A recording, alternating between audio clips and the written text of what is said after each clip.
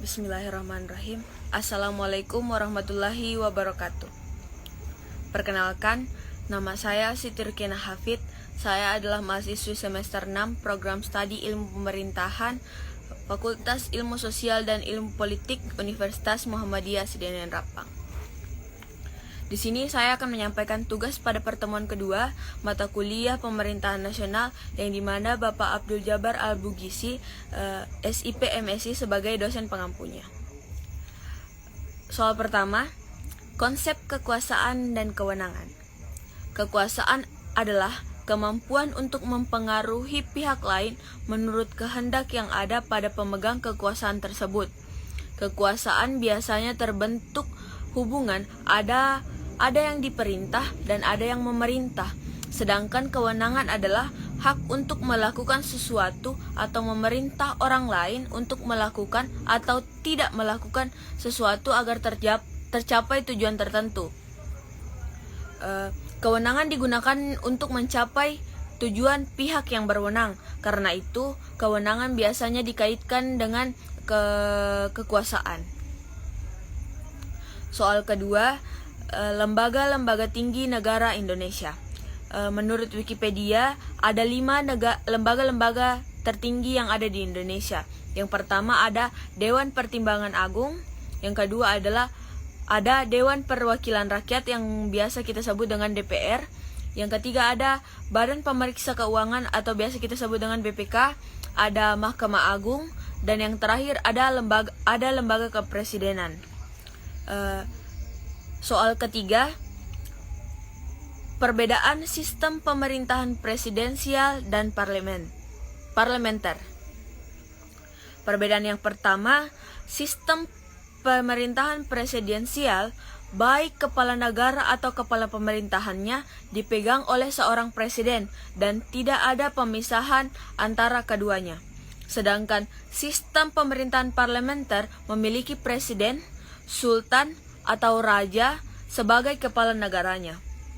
Perbedaan yang kedua, ada sistem pemerintahan presidensial, kepala negaranya yang sekaligus menjabat sebagai kepala pemerintahannya. Ini dipilih secara langsung oleh rakyat melalui pemilihan umum. Sedangkan sistem pemerintahan parlementer, Perdana Menteri dipilih langsung oleh parlemen melalui pertunjukan secara langsung untuk menjalankan fungsi eksekutif.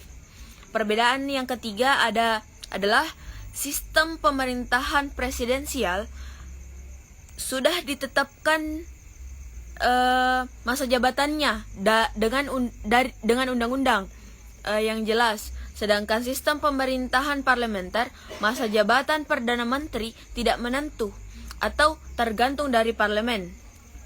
Perbedaan yang keempat, sistem pemerintahan presidensial mengizinkan kekuasaan dan legislatif berjalan sejajar atau tidak saling menjatuhkan. Sedangkan pada sistem pemerintahan parlementer tidak mengizinkan kesetaraan pemerintahan antara keduanya, antara kekuasaan eksekutif dan legislatif. Sedangkan perbedaan yang terakhir, dalam sistem pemerintahan presidensial tidak ada istilah lembaga supremasi tertinggi atau lembaga negara tertinggi di dalamnya. Sedangkan pada sistem pemerintahan parlementer masih ada lembaga supremasi tertinggi, yaitu parlemen. Mungkin sekian penyampaian tugas mata kuliah Pemerintahan Nasional.